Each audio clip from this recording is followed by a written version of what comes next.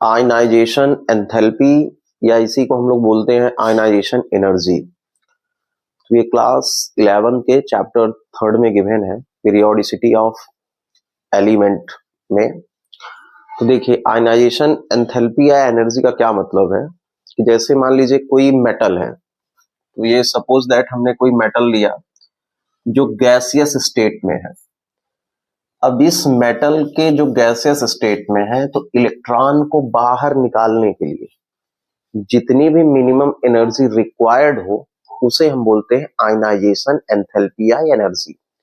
मतलब यहां पे देखिए डिफिनेशन राइट है कि defined as the required the amount of energy required to remove the most loosely bound electron from an isolated gaseous atom to form cation. तो means यही है कि कोई मेटल है जो गैसियस स्टेट में है, अब इससे इलेक्ट्रॉन बाहर निकालने के लिए जितनी भी एनर्जी रिक्वायर्ड है उसे ही हम बोलते हैं आयनाइजेशन एंथैल्पी या एनर्जी। तो जैसे सपोज करते हैं कि हम एक मेटल है जो गैसियस स्टेट में है, तो इलेक्ट्रॉन यदि हम बाहर निकालते हैं तो यहाँ M पॉजिटिव बनेगा गैसियस का, एक इलेक्ट्रॉन बाहर निकल गया। तो यहाँ पे जो आयनाइजेशन या जो एनर्जी लग रही है उसे हम फर्स्ट आयनाइजेशन एनर्जी कहेंगे, मतलब IE1। देखिए यहाँ पे फर्स्ट इलेक्ट्रॉन निकला तो फर्स्ट आयनाइजेशन एनर्जी यूज हुई। अब यहीं पे यदि हम इसमें मतलब M पॉजिटिव गैसियस आयन से सेकंड इलेक्ट्रॉन बाहर निकालते हैं तो यहाँ पे यूज होगी IE2। यहाँ बनेगा क्या, M2 पॉजिटिव गैसियस प्लस क्या इलेक्ट्रॉन। तो यहाँ पे जो है सेकंड आयनाइजेशन एनर्जी यूज हुई। अब यहीं पे मान लीजिए गिवन है M2 पॉजिटिव और इलेक्ट्रॉन आपको बाहर निकालना है, तो आप यहाँ पे कौन सी आयनाइजेशन एनर्जी यूज करेंगे, IE3। तो यहाँ पे क्या बन जाएगा, M3 positive gaseous plus electron. तो मतलब एक इलेक्ट्रॉन बाहर निकालने के लिए फर्स्ट आयनाइजेशन एनर्जी यूज होगी, सेकंड बाहर निकालने के लिए, सेकंड और थर्ड निकालने के लिए क्या हो जाएगी, थर्ड आयनाइजेशन एनर्जी। अब इनका ऑर्डर आप देखेंगे तो फर्स्ट आयनाइजेशन एनर्जी जो है वो कम होगी किससे, सेकंड आयनाइजेशन एनर्जी से, और सेकंड कम होगी किससे, थर्ड आयनाइजेशन एनर्जी से। फिर ऐसे ये इंक्रीज होता जाएगा। तो आपको ये समझ में आ गया होगा कि आयनाइजेशन एनर्जी हम किसको बोलेंगे, मतलब इलेक्ट्रॉन बाहर निकालने के लिए गैसियस न्यूट्रल एटम से जो भी एनर्जी रिक्वायर्ड है उसे बोलते हैं आयनाइजेशन एनर्जी। अब जो है हम लोग इससे जो है क्वेश्चन करेंगे तो हमें जो कॉन्सेप्ट है वो ज्यादा बेटर समझ में आएगा। क्वेश्चन राइट है, which out of the following has largest ionization energy. अब आपको बताना है कि लार्जेस्ट आयनाइजेशन एनर्जी किसमें ज्यादा होगी। तो देखिए आपको एक चीज ये भी नोट करना है, यदि स्टेबल कॉन्फ़िगरेशन है तो स्टेबल से यदि हम अनस्टेबल होते हैं तो यहाँ पे आयनाइजेशन एनर्जी ज्यादा लगेगी। स्टेबल का मतलब है यदि ऑक्टेट या डुप्लेट कंप्लीट है और इलेक्ट्रॉन हम बाहर निकालना चाहते हैं तो वहां पे आयनाइजेशन एनर्जी ज्यादा यूज होगी। तो इसीलिए लेफ्ट टू राइट जब हम जाते हैं तो आयनाइजेशन एनर्जी इंक्रीज होती है। फिर यहीं पे अनस्टेबल है, जैसे मान लीजिए अनस्टेबल है और हम इलेक्ट्रॉन बाहर निकालते हैं तो स्टेबल हो जा रहे हैं, तो यहाँ पे आयनाइजेशन एनर्जी कम यूज होगी। तो आपको ये लर्न रखना है कि आयनाइजेशन एनर्जी जो है स्टेबल से यदि अनस्टेबल हम होते हैं, मतलब स्टेबल का मतलब है ऑक्टेट या डुप्लेट हमारा कंप्लीट है और इलेक्ट्रॉन हम बाहर निकाल रहे हैं तो एनर्जी ज्यादा यूज होगी। वहीं पे यदि हम अनस्टेबल है, इलेक्ट्रॉन निकाल रहे हैं और स्टेबल हो जा रहे हैं तो वहां पे आयनाइजेशन एनर्जी कम यूज होगी। तो क्वेश्चन देखेंगे, देखिए यहाँ पे राइट है कि आपको बताना है कि लार्जेस्ट आयनाइजेशन एनर्जी किसमें होगी। तो एक बार हम इलेक्ट्रॉनिक कॉन्फ़िगरेशन राइट कर लेते हैं।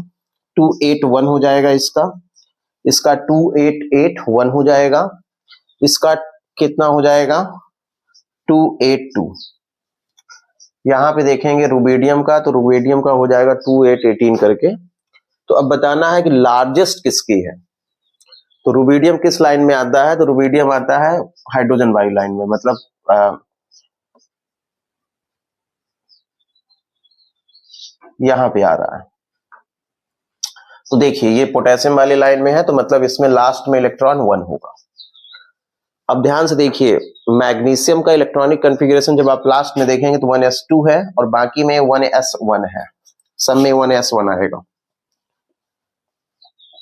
तो अब ये बताना है कि किसमें जो है लार्जेस्ट होगी। अभी मैंने बोला कि जिसमें ऑक्टेट या डुप्लेट कंप्लीट हो, तो यस ऑर्बिटल में ये 2 इलेक्ट्रॉन फुलफिल है, तो यहाँ पे ज्यादा एनर्जी रिक्वायर्ड होगी इलेक्ट्रॉन बाहर निकालने के लिए, इसलिए करेक्ट ऑप्शन यहाँ पे क्या होगा, सी होगा। एक क्वेश्चन और करेंगे हम लोग। In which of the following pairs the ionization energy of first species is less than that of second. Question ये है कि जो आपको यहाँ पेयर दिख रहा है, इसमें जो ये फर्स्ट एलिमेंट है या फर्स्ट स्पीसीज है, इसकी आयनाइजेशन एनर्जी कम है सेकंड के कंपेयर में। अब आपको बताना है कि करेक्ट ऑप्शन क्या होगा। तो ध्यान से देखिए, ये नाइट्रोजन है, नाइट्रोजन का इलेक्ट्रॉनिक कॉन्फ़िगरेशन कितना होता है, 1s2 2s2 2p3, मतलब 2s2 2p3 होगा। फास्फोरस का देखेंगे तो फास्फोरस का जो है कितना हो जाएगा, 3s2 3p कितना 3। तो ये सेम ग्रुप पे है तो आयनाइजेशन एनर्जी सेम होगी, नीचे आने पे डिक्रीज होती है, लेकिन इसकी ज्यादा है इसके कंपेयर में। यहाँ देखिए बेरिलियम 2 पॉजिटिव है, तो 1s2 होगा इसका और इसका होगा 1s2 2s2। यहाँ नाइट्रोजन का, तो नाइट्रोजन का हमने राइट किया है, यहाँ पे है तो ये 2p4 हो जाएगा। तो देखिए यहाँ पे इसका भी ले रहे हैं, यहाँ पे कितना हो जाएगा 2s2 2p3, 1s2 आप समझ रहे हैं, और इसका हो जाएगा 2s2 2p कितना 4। यस का है, यस का सल्फर है मतलब 16 है, तो कितना हो जाएगा 2s2 2p6 3s2, यहाँ 3p4 होगा। फास्फोरस का भी हमने राइट कर दिया है, 3s2 3p कितना होगा, आउटर में 3 होगा।